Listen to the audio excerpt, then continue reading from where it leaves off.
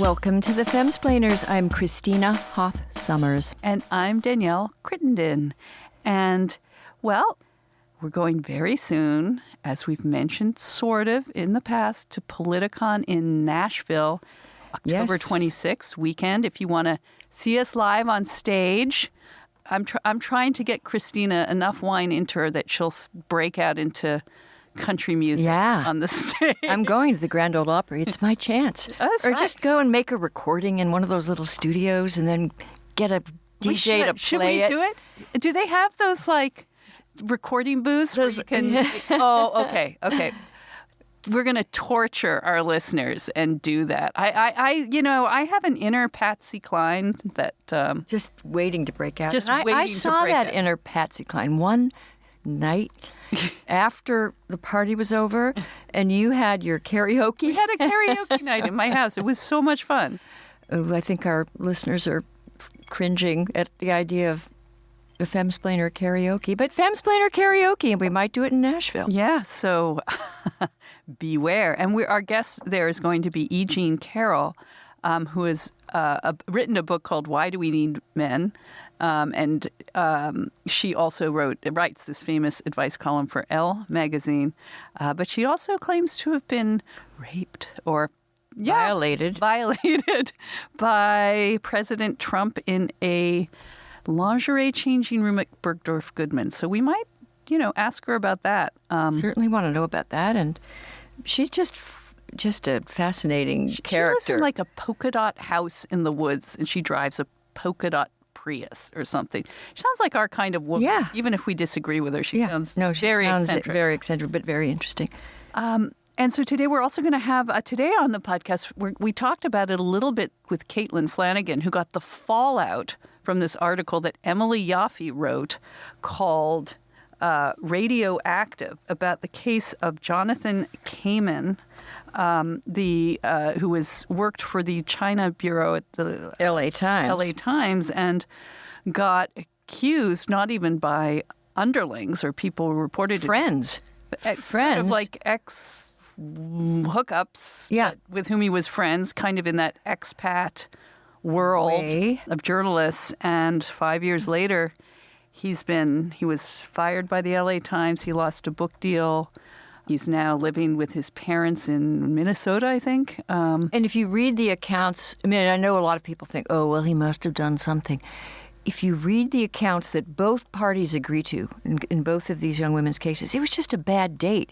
It was like an Aziz Ansari kind of hookup that went bad. And he's lost his career. He's suffered like psychological annihilation. So Emily's going to be on. Emily, of course, she's been on before. We love Emily. She's contributor to The Atlantic. This article actually appeared in Reason magazine. And we're going to start by talking about that, because she got a lot of flack. And then Caitlin Flanagan tweeted the article, and then she got flack, and we talked about that. So it's everybody is radioactive, I think, when you talk about any of these topics. Men who may have gotten not a great deal or may have been wrongly accused.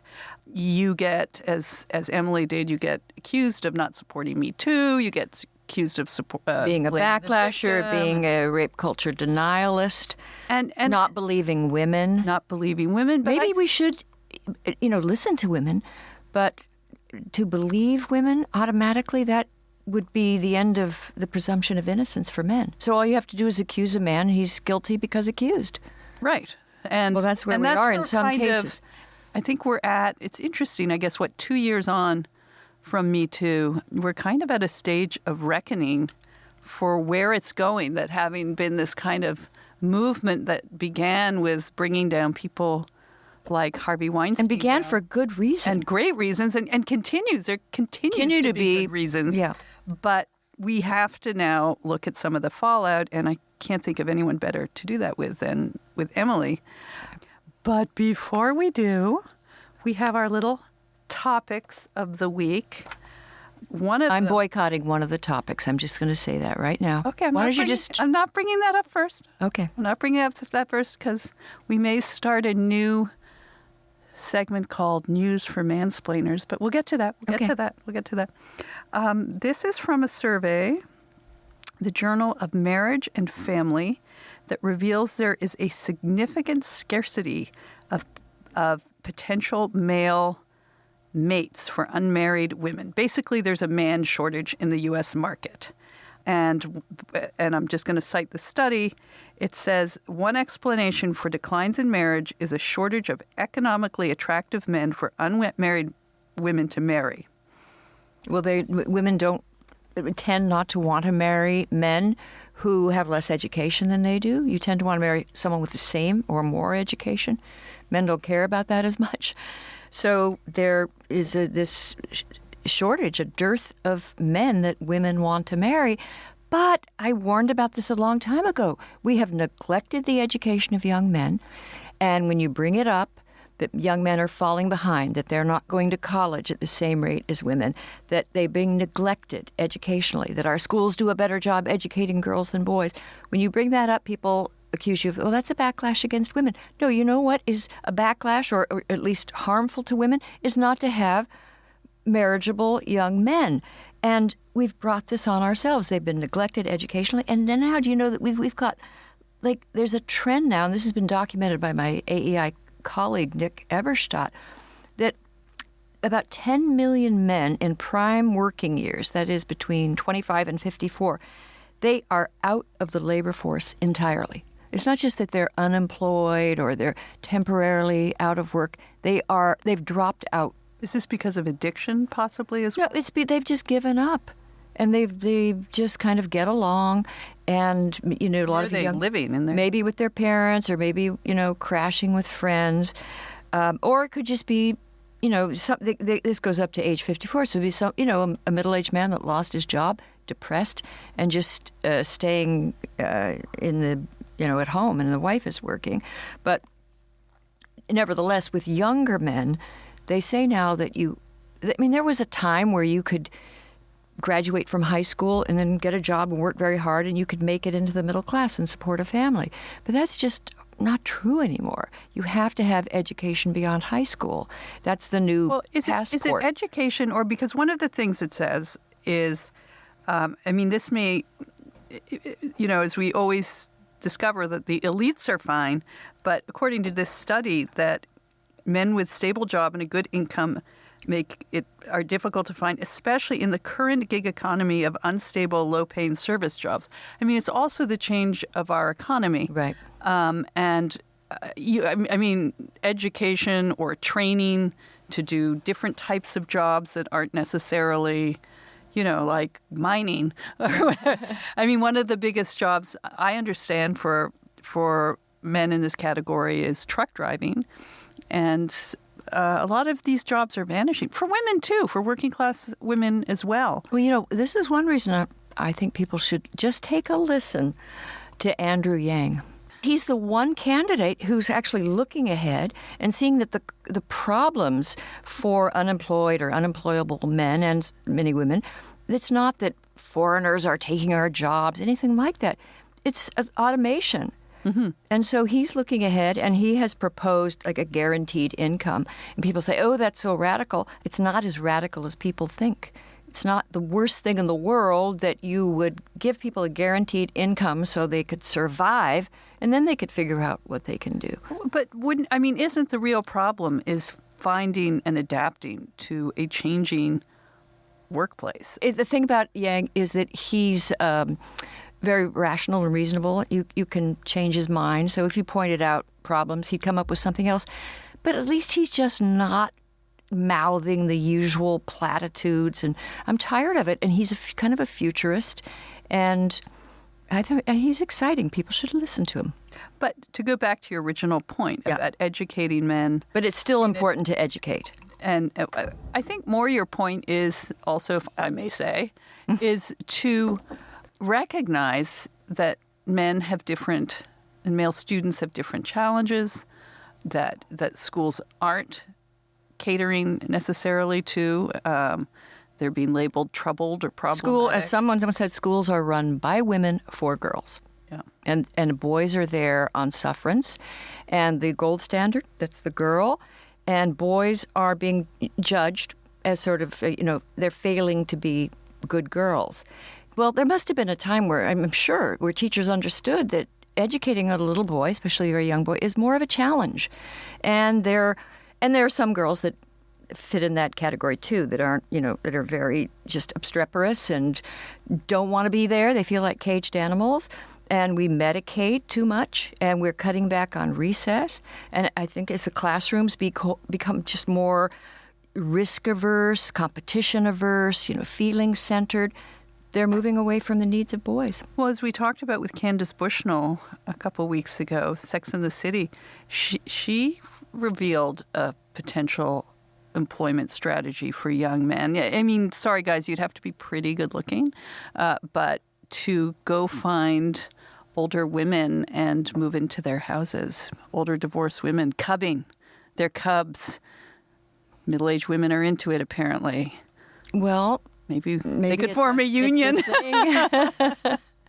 Well, speaking of men, I want to open up maybe our first news for mansplainers, news you can use. Because I came across a story, and Ella Ryder, who's here with us in the studio, had bullied Christina into letting us use this story. I just wanted to be known for our listeners, and back me up on this. We should not be talking about this. Okay, go ahead. La la la la la la la. What I would call toxic femininity meets toxic masculinity. So I'll just. This is just. And this is not from the trigger warning. Can you give a trigger warning? From the Daily Mail. This is a Lorena Bobbitt trigger warning. Washington Post story. It says police say a woman cut off her husband's penis. His wife told. Okay, sorry. It says just before 4 a.m. Tuesday. This was in North Carolina. Deputies arrived at the Newport home of Victoria Thomas Frabbit. Her husband, James, reported that his wife had tied him up, pulled out a knife, and removed his penis.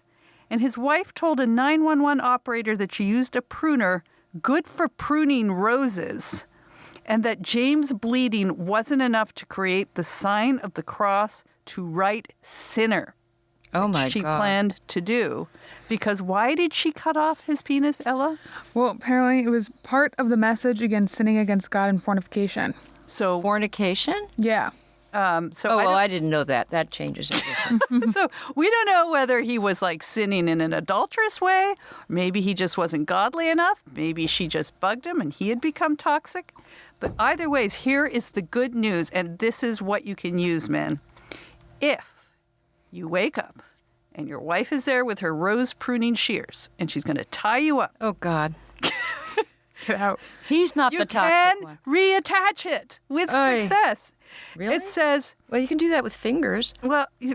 So apparently a penis is like a finger. It says if someone's penis is removed in a non-medical environment, timing is critical.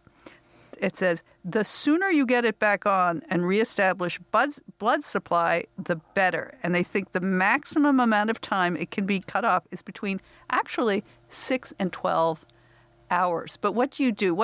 Tell the men what they do if this happens to them. There was it was salt water, right? Yeah, it says to wrap the organ in salt water soaked gauze, noting that saline keeps the tissue moist.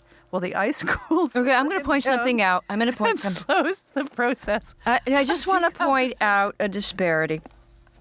Imagine if a man had cut off a woman's breast, and then we were just talking about it. It's so funny, and girls just put it in salt water. Yeah, you're right. Right? You're right. But you know what? They do that, and we get very upset. Not breasts, but other parts of women in the name of... Well, that's a ritual. A ritual in the, but we don't make fun of it. We don't make fun of it. Right. But I think... Well, this isn't going on ritualistically. I mean, I don't think yet women across the country are cutting men's it's a frightening, heinous crime, but it's treated a bit humorlessly because it's happening to men. And this is what humorously.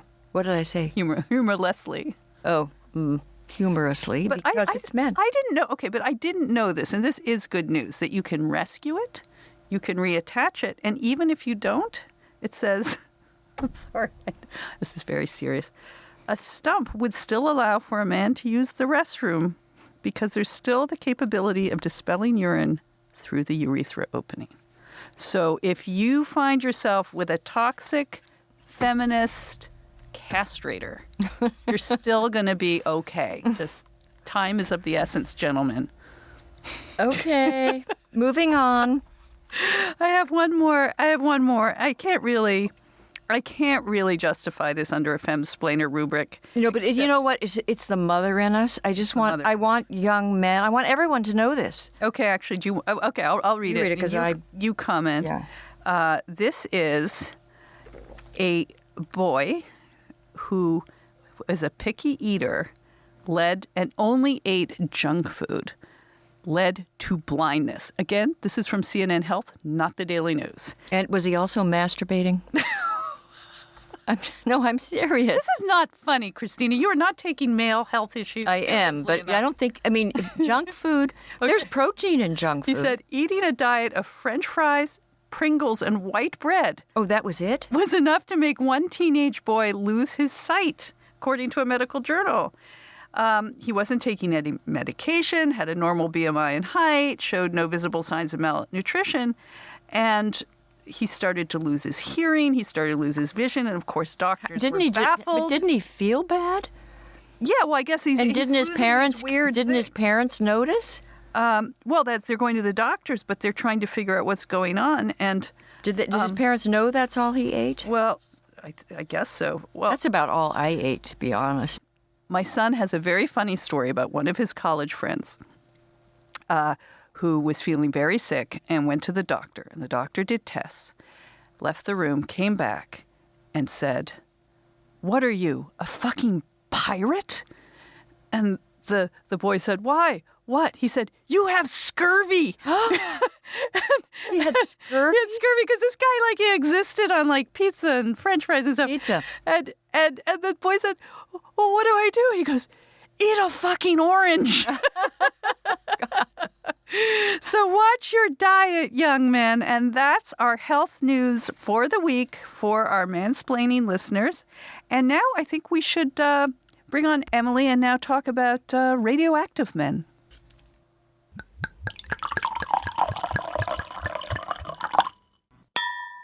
Christina, I think you knew at one point I tried to run an online business, and one of the things that defeated me was having to keep track of all the finances.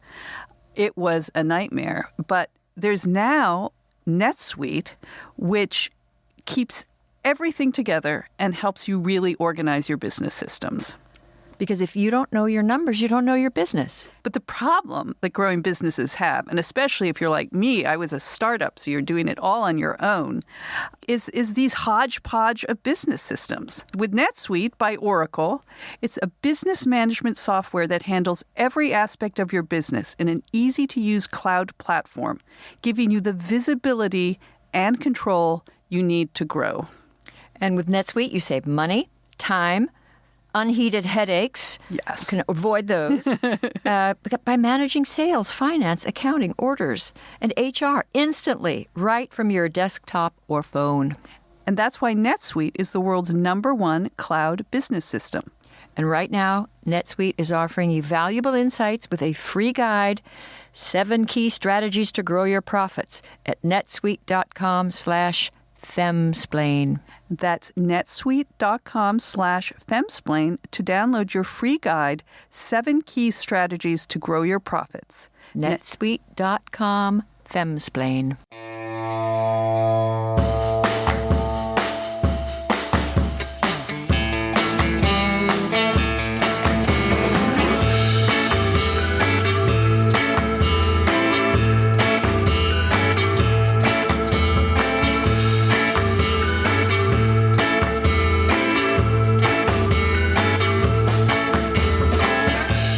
Emily Yoffe, welcome to the Femsplainers. So great to be back. Thank you. Back to the Femsplainers, one of our favorite Femsplainers. Yes. And we want to talk about your fantastic story in Reason magazine. And it's the talk of it was the talk of the town, and it still has ramifications. about this young man, Jonathan Kaiman. He's probably, as you say, the least famous, least powerful man to be brought down by the Me Too movement. One of them. There's Now some there are- scare yeah. people, Yeah. yes. So just tell us a little about him and what happened. John Kaiman he's 32, so he was the young Beijing bureau chief of the Los Angeles Times. He worked his way up through journalism. He's an American, had a Fulbright, went to China, learned Mandarin, stayed, and became a journalist. This was about a year ago. He had just sold a book for a substantial advance to Random House about a little-known part of World War II, an American pilot who'd been captured. Right. So his career was booming, and everything ended. His career has been utterly destroyed. There's no book. He's fired. It's hard to imagine he'll work in journalism again by Me Too. And it began with an accusation on Medium by a woman who'd been a friend of his who 5 years earlier, they'd been longtime expat friends. They were at a kind of alcohol-fueled party, and they were flirting and drinking. She drove him back on her scooter to his apartment. This is all her own account.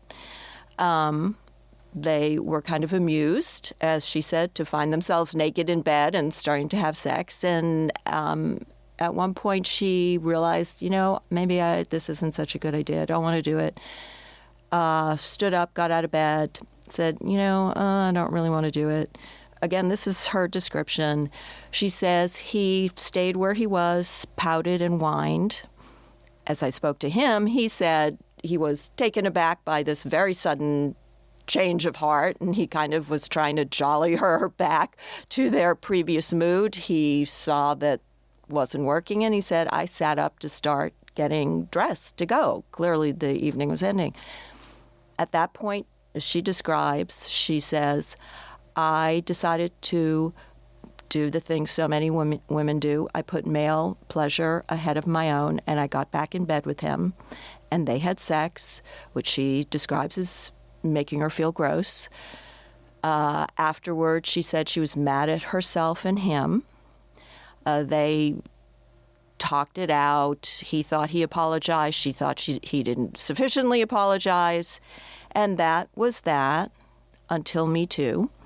And she said, as people were going through this, saying Me Too, Right. she realized, I have a Me Too story. And she said, I want to add my voice to this. And she published this account. He had no warning. And Did you publish it again? Medium, Yeah. so self-published. And that began the unraveling of his career. So anybody can self-publish a story. They can take a hookup that went badly. It just sounded like a bad night. But she's construing it because she felt like he was moping, and she felt manipulated by that. Well, it's funny. One of the things she objects to is that when she stands up to say, I don't want to go ahead with this, she says he wouldn't get out of my bed. In his head, and this is what you rarely get both inside the head of both people. So she's thinking, what's he doing? He's staying in my bed. And he's thinking, I don't want to stand up and go toward her or try to touch her. She's has a change of heart. I'm going to stay where I am and not make any move toward her. So they're each misinterpreting each other. But even by her own account, it's just a misunderstanding, Miscommunication. an unfortunate event. It is not a sexual assault. And she said at the time she was mad at him and mad at herself. And one of the things she said in coming out and reporting this is that she realized it's not her fault. Everything that happened was John's fault. Right. Oh, So boy. there was no responsibility in her part that she actually got back into the bed. And clearly he wasn't threatening her. And there was no, as you say, there was no by any legal standard, anything unlawful. But then, so she publishes this in Medium. He's blindsided. And I guess Medium, they don't have libel issues. They don't have journalistic standards that require you to get comment from the person you're writing about. Is that? She's writing her story. Okay. So tell us then what happened next. So he's completely blindsided by this. This was 5 years earlier. And she also not only put it on Medium, she joined Twitter. To date, she has 2 tweets, and they're both about her Medium post, and that is her entire Twitter activity. So it went out on Twitter, and he's suddenly getting inundated with, what have you done? You're one of these Me Too men. Yep. And he tweets an abject apology saying, I'm so sorry if I upset you. I thought everything was okay, that we talked it out, and if I'm just stunned to hear that you feel this way. Because that never even happened. That conversation did not happen even at the time. It did happen at the time. She said after they had sex, she was stewing about it and just feeling bad about it, and let him know. Mm-hmm. And he was immediately apologetic and said, well, let's get together and talk it out. And he, was like, I'm sorry if you feel this way. You got back into bed, so I thought it was okay. We were in agreement. And he thought, okay, they're friends. There's an electronic trail of texts with her initiating get-togethers with him afterward that, I saw. But she says, actually, their friendship was never back on track, and she was just, trying to avoid him but not make a scene. And then, so that comes out. What is the LA Times do? He was also, if I recall from your story, head of the local, press association. Popular. He was popular. Yes, he was well liked. He was elected. So in 2017, president of the Foreign Correspondents Club of China. Mm-hmm. And this is a journalist organization. They have various goals to protect journalists, especially, because John himself was detained by the Chinese government several times for reporting on human rights abuses. It can be dangerous to be a journalist. This is worse than anything the Chinese authorities ever did. Oh, yeah. There's irony in that. Right. Sadly. So it's a journalism organization, and it's also a very social organization. A lot of what they do is just social events for expats in China. So he was president of the Foreign Correspondents Club. There was a board meeting scheduled at the time this accusation broke. And all of a sudden, the agenda is changed. We've got to talk about the president of our club and this accusation against him. Now I have to digress, because after this first Medium accusation came out, he got a text from another woman who'd been also a friend of his, who several months earlier, probably 6 months or more earlier, they'd known each other for years. They had, after a long party drinking day, they had a sexual encounter, which both agreed was a mistake. John, was cheating on his girlfriend. It was just not a good idea. It was at 2 a.m. at the end of another alcohol fueled. Yeah, we should just get that on a bumper. Alcohol fueled, but they were both clear from their accounts, walking, talking, making decisions. But this has gone on in the expat community. Never. Never. There was wild sex and wanton sex. And maybe in human history, people have hooked up, had drinks, and then had sex. I don't know. I've heard that's happened. That they weren't so pleased about. So this was much more clearly a regretted encounter on everyone's part. John, at the end of it, felt very guilty. It's after 2 a.m. the woman who's now a reporter at the Washington Post, at the end of it, he said, I think you should go. He didn't check. Did she get home all right? I mean, it was just, that was bad. They also had a conversation afterward about it where they both agreed it was a mistake. She had, like the first accuser, driven him to the apartment on her scooter. So she apologized for driving while drinking, and, he apologized. Which is a punishable crime. Can we just say Yes, that? but they're in China, so who knows what they're... Yeah, actually, there's a lot more. Women with scooters, maybe just be careful, men. And so they had mutually kind of apologized to each other, but the friendship kind of foundered. She contacted him that day, and he initially saw that she was texting him and thought, this is after the Medium piece. After the Medium piece, he thought, she's getting in touch to offer me some advice on this terrible thing. Just friendship. Yeah, she was texting him to say, this Medium accusation has prompted me to rethink our encounter, and it's taken me a lot of time, and I've thought about it a lot, but I think what happened between us was not okay, and you were too forceful.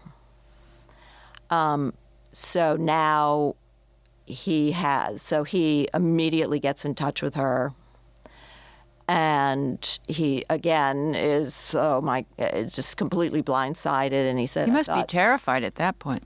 Absolutely, abjectly terrified, crying, and people are like, well, you should be crying if you have violated two women. But as I describe, the first encounter is just not reading her words of violation.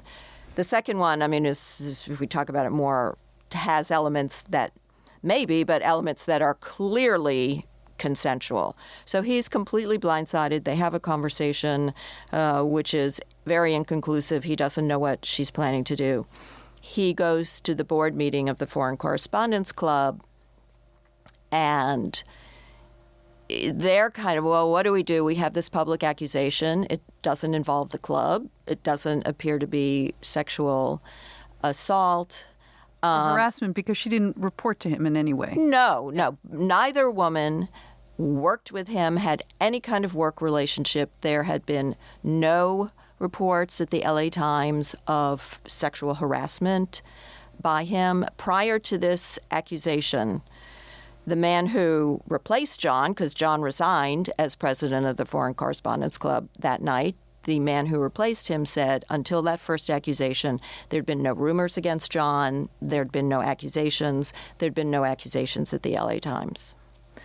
But someone else on the board knew that this second woman was thinking about possibly making an accusation.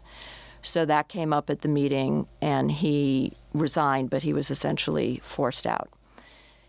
He, of course, immediately reported this to the LA Times, and they looked into it. And since there was nothing involving the Times and this public accusation did not involve sexual assault, they just, what are we supposed to do? They did nothing. So that was it. And then about 4 months later, the second accuser went public. 4 months after that. 4 months, about 4 months after there. Who now works at the Washington Post. The Washington Post. She decided to go public.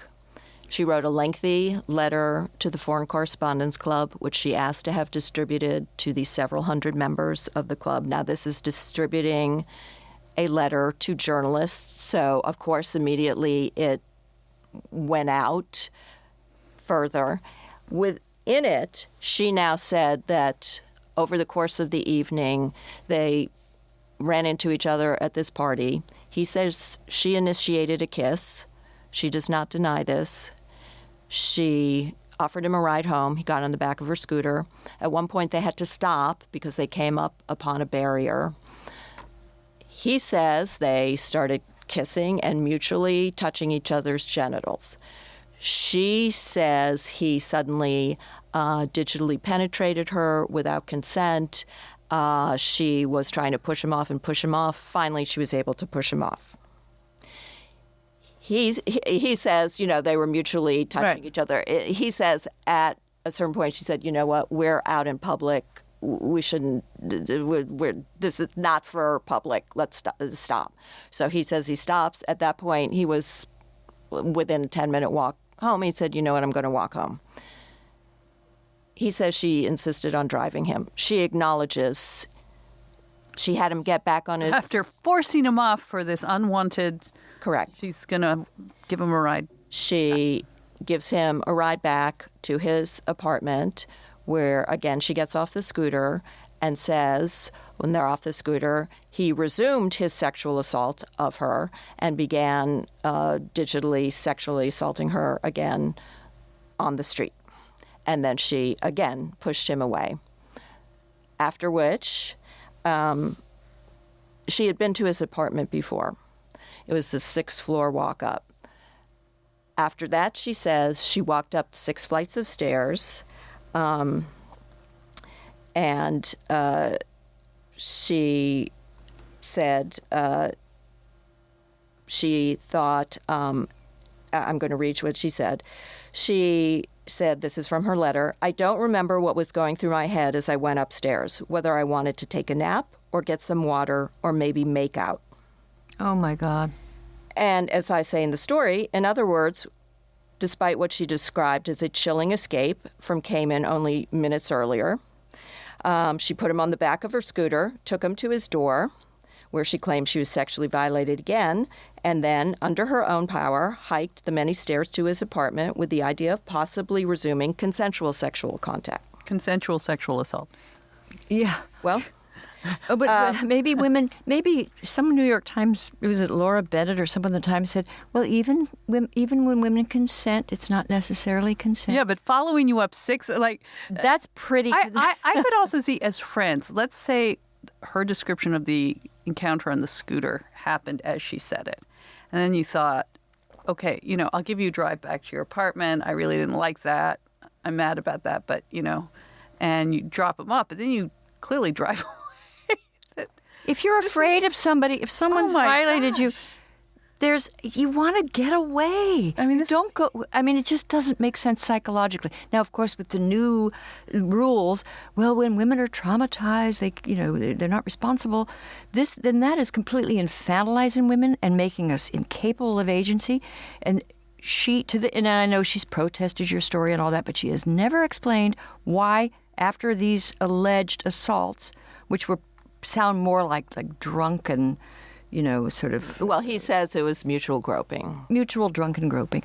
But despite that, she goes up to his apartment, and then they resume whatever they were doing before. Well, they get up there. He performs oral sex on her. This is not disputed. They had intercourse. What is disputed is that she said... he didn't use a condom. He says he did use a condom. So that's disputed. In one of her protests of the story, she said later they had a conversation about sexually transmitted diseases, which she says is evidence that he didn't use a condom. He says, well, we both performed oral sex on each other, and, a condom is not 100% guarantee of not... The fact that we're having to micro-describe these this sounds like one of these cases. And decide or judge these. This is what college. Oh my God. These sex so courts much are of facing. Me too flows from what the template that was established on college, and so they're up there. Go on. He performed oral sex on her. They had intercourse. The dispute is condom or no condom, and then he said, and he thought it was rather odd, she performed oral sex on him. So that part has not been disputed. Well, she was putting, again, male pleasure ahead of her own. Yeah. But she says, and here in the letter, and this is a key phrase. She described all this in her letter that went out to all her colleagues and then was picked up by the AP and went out all over the world. There's a shocker. I am devastated by the fact that I was not more sober so that I could say with absolute certainty whether what happened that night was rape. Oh, the word rape. In other words, she deployed her doubt in a way that inflicted maximum damage on him because, as he says, his name is forever linked to the word rape, even though she's saying, I don't know if it was. And that went out. He was suspended by the LA Times. Not long afterward, his book was canceled. The LA Times conducted a lengthy investigation. He has never been given the results of the investigation, but he was fired. At the time he was fired, the LA Times was in the middle of a sale, and several of the executives of the current owners had been accused of sexual harassment in the workplace. So the last thing they needed was a low-level foreign correspondent who's made international news. He was fired. We don't know what the content of the report is. And that was about a year ago. And where is he now? He came home from China. He was planning to come home and take book leave. Of course, there's no book. There's no job to leave and no book to write. No income. No income. No insurance, nothing. No, he has no health insurance. He was acutely suicidal and has dealt for the past year with suicidal thoughts. He's had to pay out of pocket for medical help. He's had to pay, obviously, for an attorney to help him through the workplace process. His girlfriend has stood by him. When they go too far and they're beginning to cross people, just wonderful people. And I've read about her, and seems quite brilliant and believes in him. And they've made an enemy of a formidable woman. Well, this is a really interesting point about the whole Me Too and where does it go? Because it's not... First of all, we can't have a society of men versus women. Women have fathers and husbands and brothers and sons they love. And boyfriends. And boyfriends. Even and boyfriends Charlotte... who betray you a little bit. Well, drunken. I asked her about it, and she said, yeah, of course I was mad about that. That was a one-time thing, said, I don't think people should be tossed on a heap for a, one-time mistake, which he, was abjectly apologetic for. So she has stood by him. But I've spoken to other women in the lives of men who've been accused. And if you look at the polling, there's been a bunch of interesting polls in the past year about Me Too. And as, we're now into 2 years later, a lot of the public, male and female, Democrat and Republican, are just concerned. They are concerned about workplace harassment because, of course, Me Too exposed just absolutely shocking, horrendous abuse. Behavior, yeah. And also, brought attention to just the kind of low-level, debilitating harassment that used to be just the absolute norm is not the norm. There are, harassment laws against it, but which exist too many places. So bravo for that.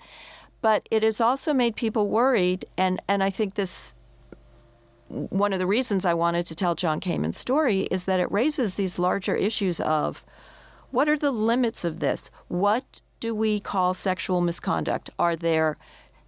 I say in the piece, when we expand the category of victim and perpetrator to encompass anyone, no one's safe. But if your life can be destroyed by what at the time seemed to be a consensual encounter that happened many years ago, because of the work I do, and maybe you two hear from people, people find me. My email's out there. And there are people who are men getting called, workplace is getting called. Do you know you have someone on your staff who violated me 10, 15, 20 years ago?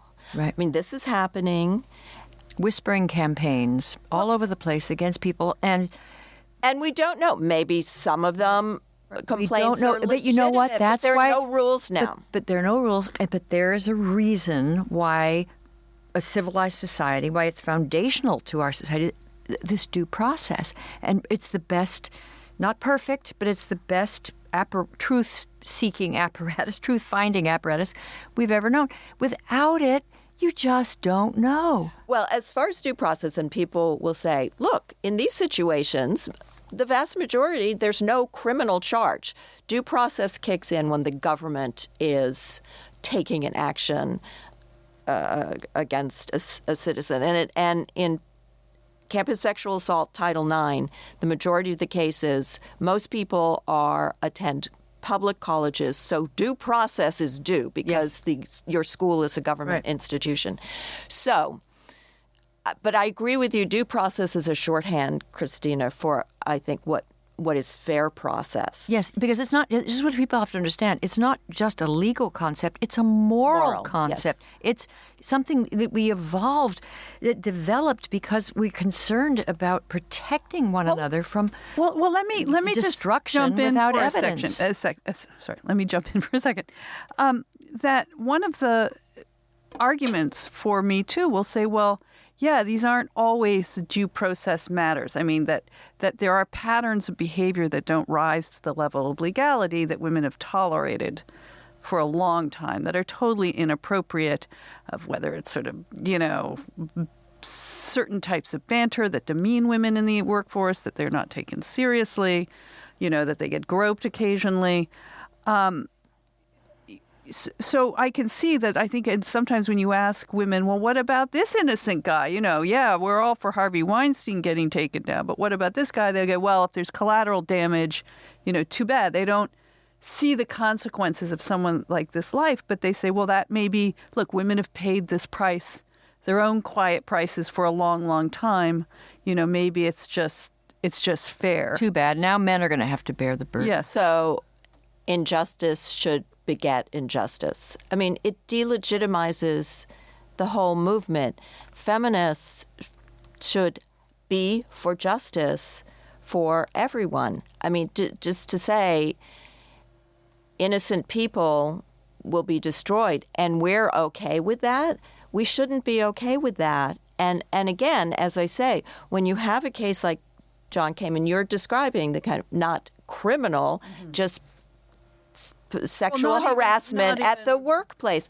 That is not that we have a body of civil law. Yeah. That's not all right. People should be held responsible for that, and there should be fair procedures within the workplace. But what was so interesting about this case and why I wanted to write about it, this case has nothing to do with the workplace. Mm-hmm. Nothing. This was a boyfriend, girlfriend, hookup, This was private sexual behavior. During his investigation by the LA Times, he was asked, as a young man in your early 20s, did you ever read the book The Game, which was a book about pickup artists. Pickup artists are the guys who get techniques to go pick up strange women and try to go to bed with them. It's a dating guide for incels. But did it even exist when he was... Well, The Game was a huge bestseller. It was on the bestseller list for months. Many people read it. He read it. He was asked that question because someone he knew in China, he had, in some conversation... mentioned the book. He'd been in China for 9 years.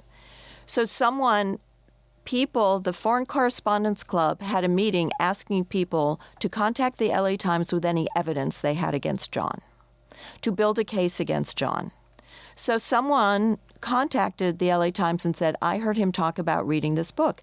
And so just think of what it means to be in your workplace and have your career on the line and have someone say, have you read the following book? Oh, my goodness. Did you read the following book 8 years ago? At this point, I would have turned myself into the Chinese authorities because I think I would have been treated better. But you got in so I want to go to now your backlash, because I'm looking at this printout of the Vox story that came out that attacked you for, if you read your story, and just as you've been reading pieces of it aloud, it's a very judicious story. It really is just the facts, ma'am, sir, laying out what happened. And you know, in your wonderful journalistic way, you leave it to all of us to decide what we should think. But then immediately you got slammed by Vox, and the headline sort of says it all. Me Too's latest critics say they want to help the movement. Why are they shaming women? Critiques by journalist Emily Yoffe and others blame women. For Others was out. Jane Mayer, and they're Right. also accusing Jane Mayer, who made a very reasonable case for Al Franken.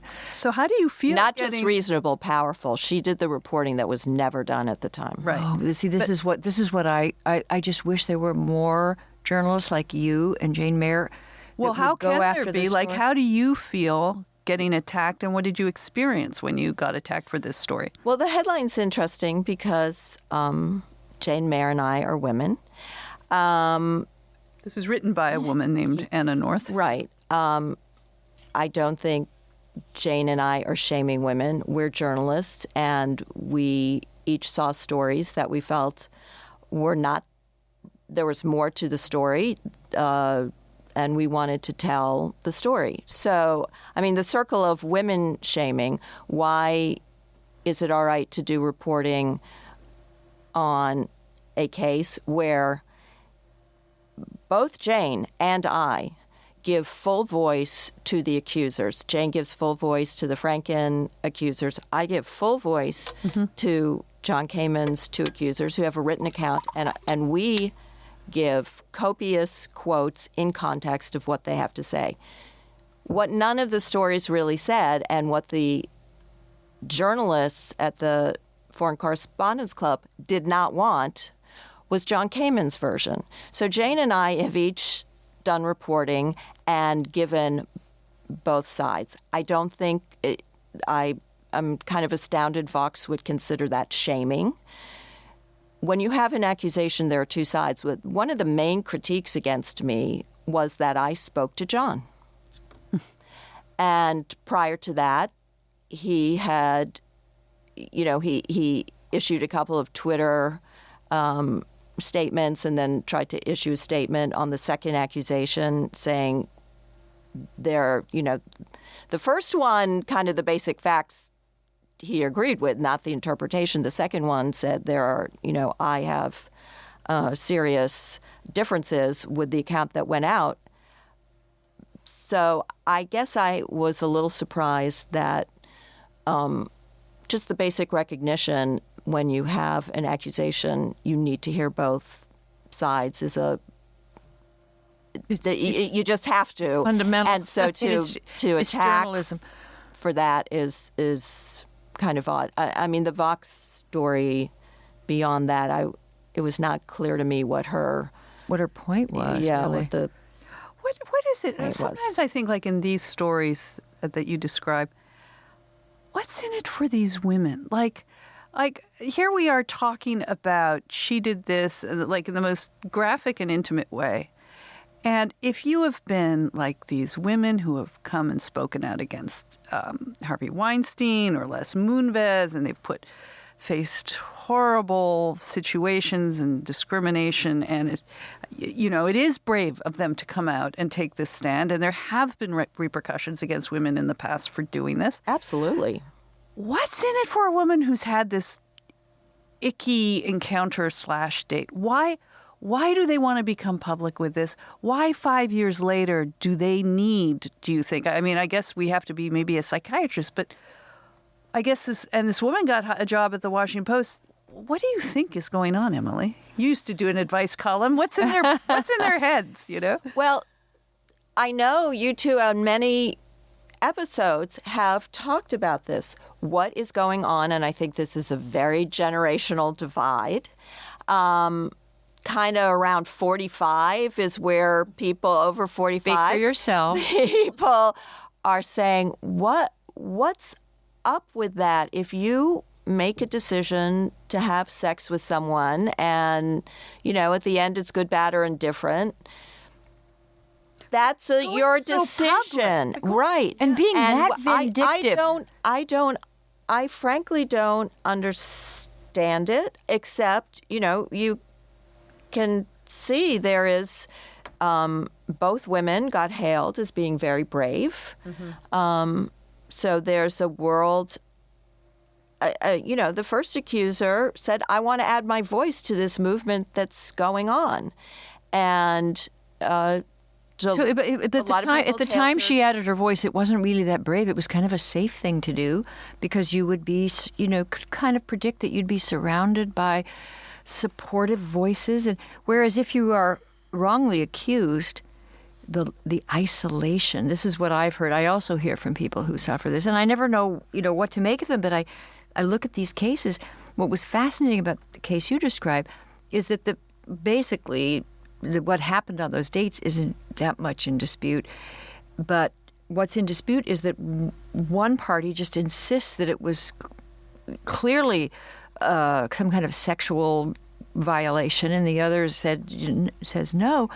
There's no way to know for sure, but yet if people, the younger generation and people that have been brought up with rape culture theory, and just from the moment you arrive in campus, you have these courses that are infused with propaganda, false information. The campus is is a rape culture, and you have one in four of you will be raped or victims of sexual assault. They learn this kind of catechism of oppression, and I think that now I think we have a contagion of hysteria. But it's also, I just would think her name, the menace of Google today, like he will never. Like if he goes to apply for a job or whatever, and he doesn't change his name, and even if he changes his name, this is going to come up as you've at least put a corrective that will come up on Google. No, her article will come up now with his name, and I think that's a good thing. And fair-minded people, Emily, right? But there's still we'll see what's her happening. name is going to come up on this, and that doesn't seem to matter at the moment. But we've talked just amongst ourselves in the past about these cycles of, I guess, sort of Puritanism in American history.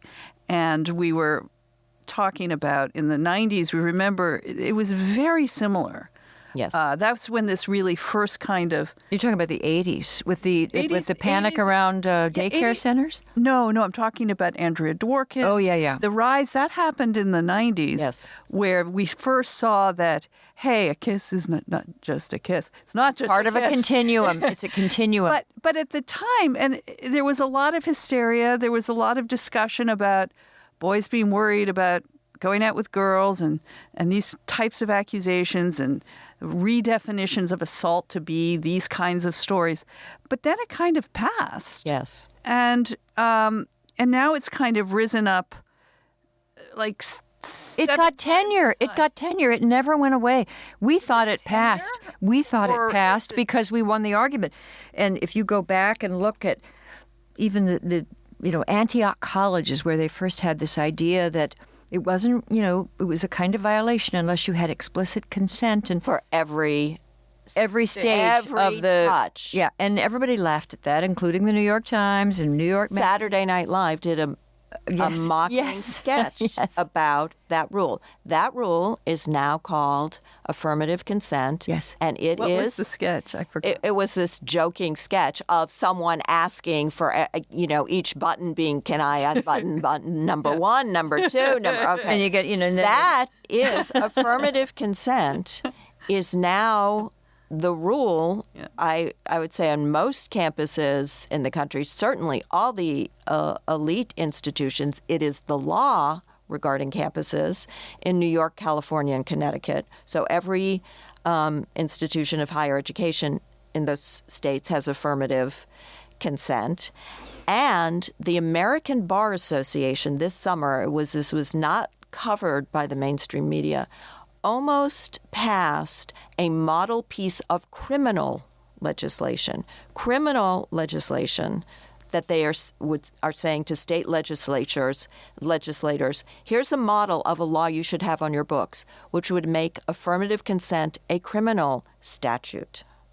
This is jail time. This is prison. This is carceral feminism. Carceral feminism, and it almost passed because no one was paying attention, and then the National Criminal Defense lawyers realized what was happening.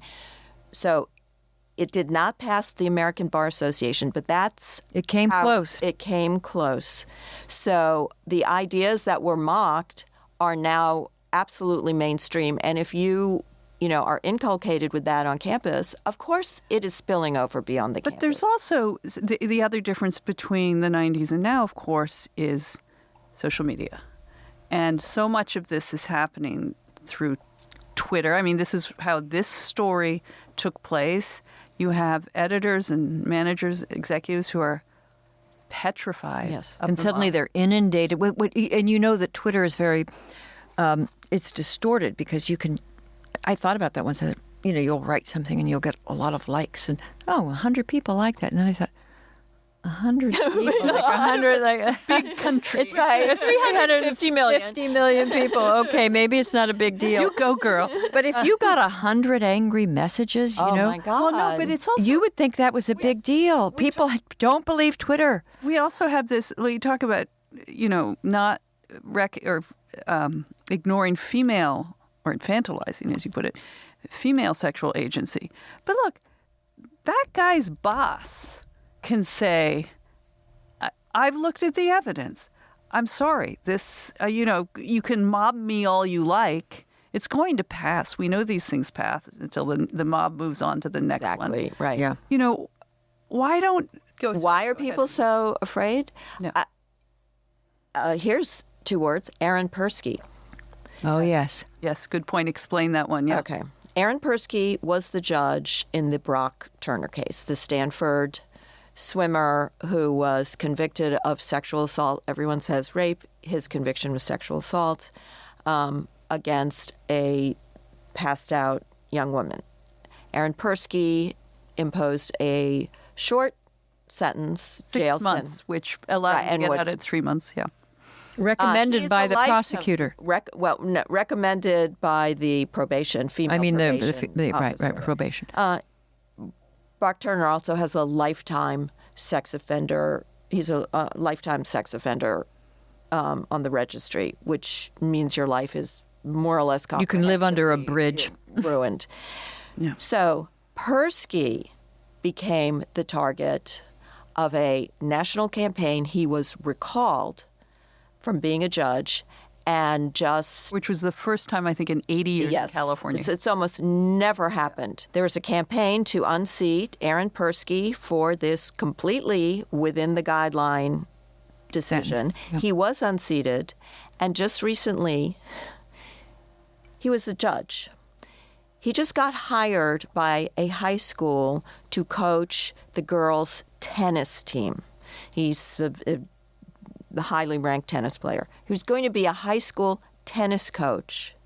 That got out, and the school fired him because of this fairly light sentence he had imposed on Brock Turner. And I've been reading comments about the coverage of this, and people are saying, how can you have such a person around young women?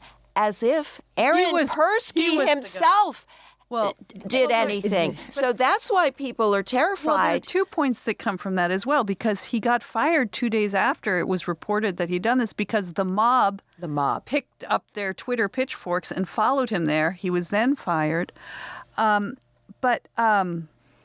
And so, yes, that school district should have stood up. But if you are looking out... But let's say you're in the school district. But also female jurists wrote, and jurists, because the other effect of this was scaring, like a judicial freeze. Because if judges are subject to this kind of social media shaming and pressure, you will be afraid, like these bosses, you will be afraid to impose what are, under any more reasonable sentences. So more young men, in this case, are going to go to prison and have longer sentences. Absolutely. And it's already happening. I've already seen people... If you're a judge, you don't get in trouble for a too lengthy sentence. No. You get in trouble for a too light sentence. So I would bet the same women who are cheering Judge Aaron Persky's removal from the bench, would say, mass incarceration has been an abomination. Yes, exactly. We have got to roll this back. We have got to shorten sentences. We overpunish, which we do, except we will carve out a new area where we want to put as many people in prison for a long time as possible. Can we put this now in the context of the larger Me Too movement? What do you sort of see happening now? Do you see any change in public attitude? You talked about people getting upset in the polls. I think people feel silenced and unable to say, of course they want bad behavior stopped and the perpetrators of it dealt with appropriately. But the answer to that is not to expand the parameters. There are no rules now. There are no statute of limitations. And, we saw with Kirsten Gillibrand when she was calling for Al Franken's resignation from the Senate, said, of course, what he is accused of doing, which is touching people during, getting photos with them, which he disputes, is nothing like what Harvey is accused of. But she said, if he did grope people, that's not okay. Let's put aside whether or not he did. Of course, groping's not okay, but she was saying we can't, make distinctions.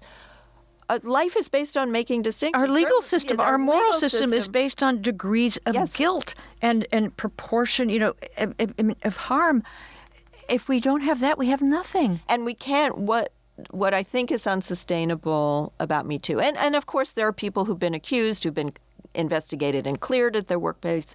Neil deGrasse Tyson, the scientist, had Juno Diaz. Three separate investigations. Juno Diaz had 3 separate investigations, and they were both returned. Now you have this lifetime mark against you, but not everyone has been cast out. But the danger is of this kind of imposition of a civil life sentence, and people say, well, they're not in prison, so what? Mm-hmm. To lose your career forever, to be unable to be an economic actor or even have friends, that's quite a big deal. It's like leper colony. And one of the central points of Me Too was the harm people like Les Moonves of CBS and Harvey Weinstein did to women who were coming in to talk, about being professionals and working for them, and then get attacked and harassed and then threatened if they dare speak out.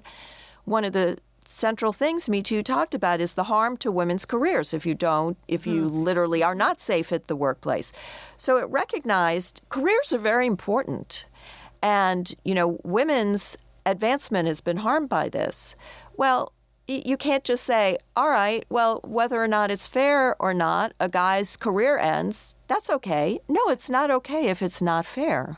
Well, one of the things I was talking with my 17-year-old daughter the other night, we were sort of talking about this case, a bunch of stuff, and you realize she was dealing with some mansplaining in her government club at school, and how did she deal with this as she's getting this condescension, and it was so familiar, right?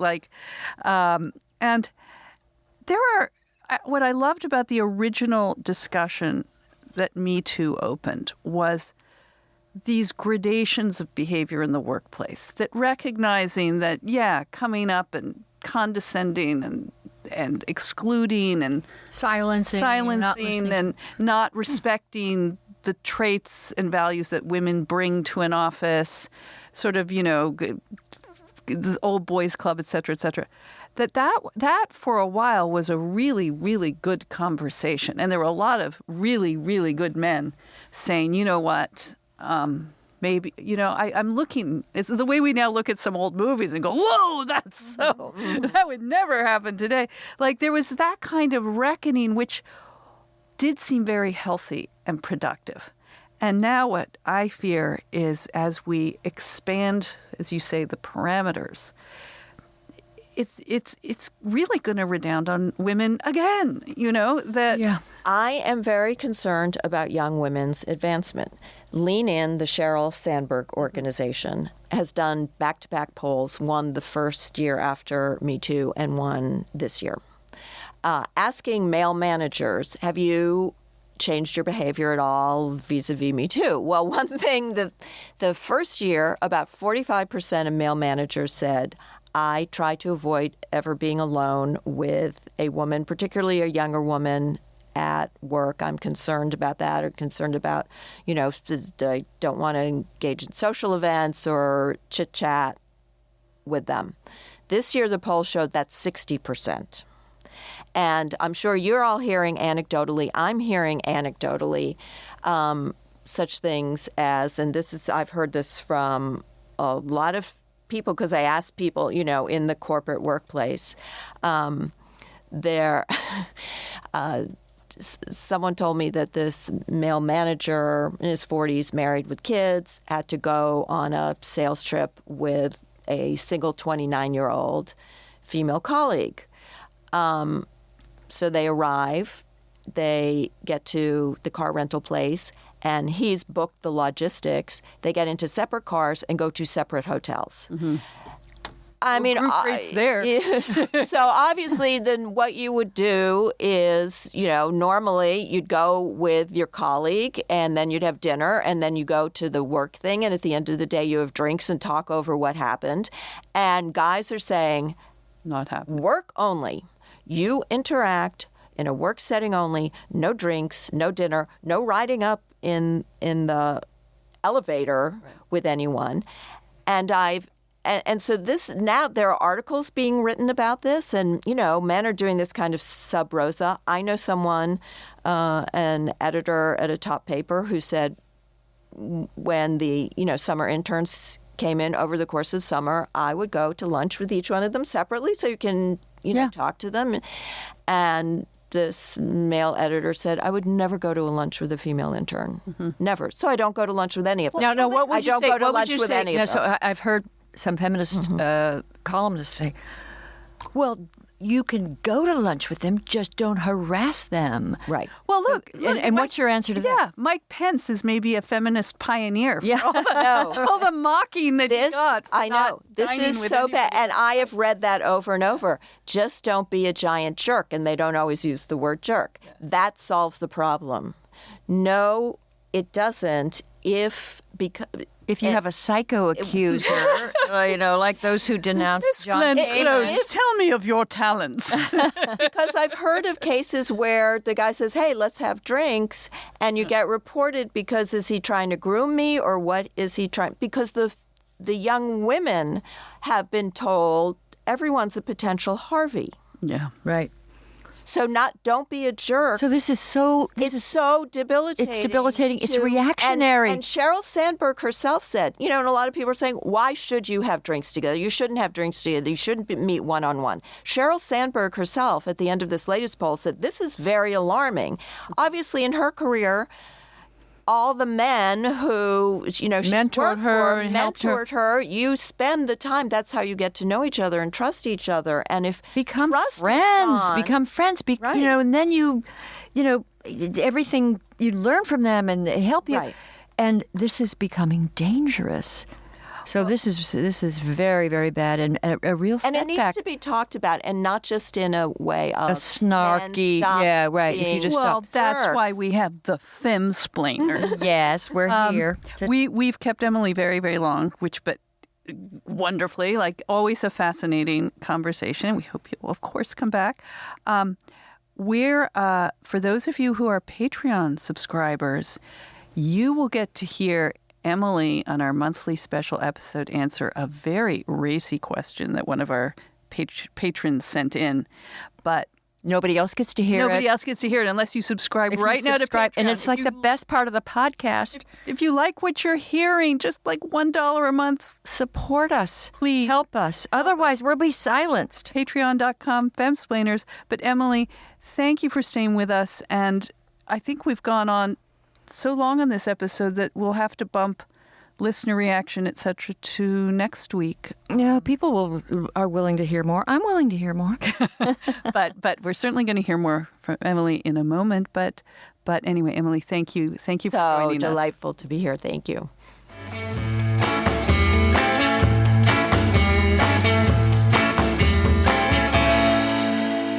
Emily was awesome as always. Emily, we have to have her on as many times as she will let us have But her why on. aren't there? Why? Look, she's exceptional and she's brilliant and all of that, and just a great reporter. And she was like the most popular writer at Slate ever. Right. Slate And being now- a liberal publication. And now at the Atlantic, and she's fantastic. But I ask this just simply out of curiosity: why aren't there more Emilys out there? There is brilliant women. Because you see what happened, and we talked about it. What happened to Emily? No, but there are brave women. Women are brave. Are you saying women aren't brave? No, but I'm saying I think humanity is not brave. Yeah, and I think there are a lot of people humanity who don't lets want to us go down. through just even... Who you wants know, to go there? Who wants to get mauled on Twitter? Well, or be called Jane Mayer anti-woman? came through in that article about Al Franken, and she took Right. a lot of abuse. Right, but I think she doesn't really want to talk. Like, she wants to move on to her next story. It's a Well, rough it's like thing the to go through. professors. I often ask, like, why weren't there more professors like me? When I first looked at like feminist theory, it was most of it was nonsensical, and it was obvious to me that it wouldn't withstand, a scrutiny from even a minimally reasonable person.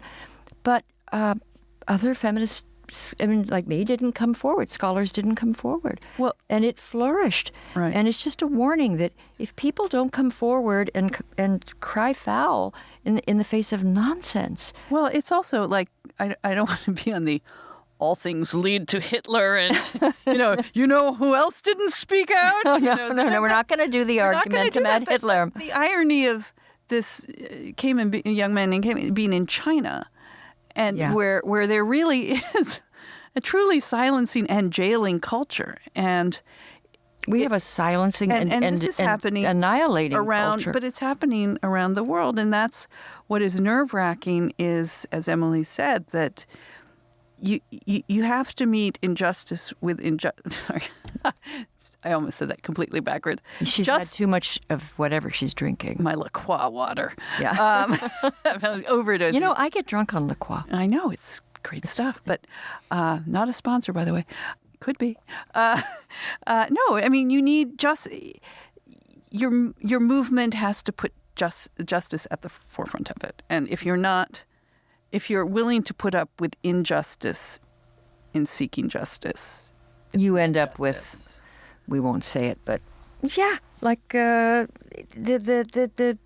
show trials and punishing because innocent people. and next, like women who cut off their husbands Please, are going to be heroines and put on They posters. did. They made a heroine. Some people made a heroine of the original. Lorena Bobbitt? Yeah. No, was Yes. she a feminist heroine?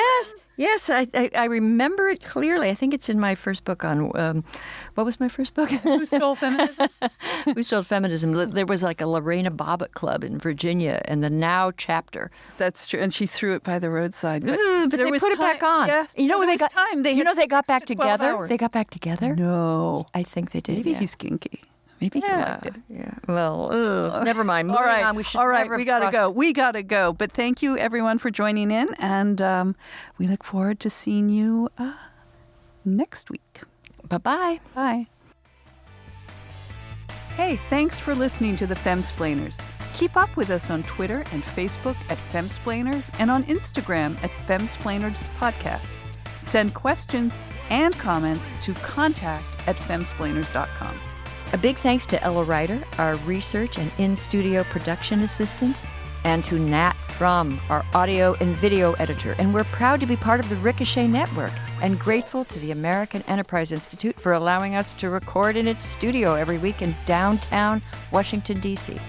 And miss something? You'll find everything you need at our homepage, femsplainers.com, including links to past episodes, our sponsors, where you can sign up to support us, and even to merch.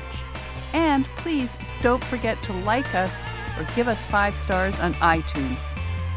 Thank you. Cheers. Cheers.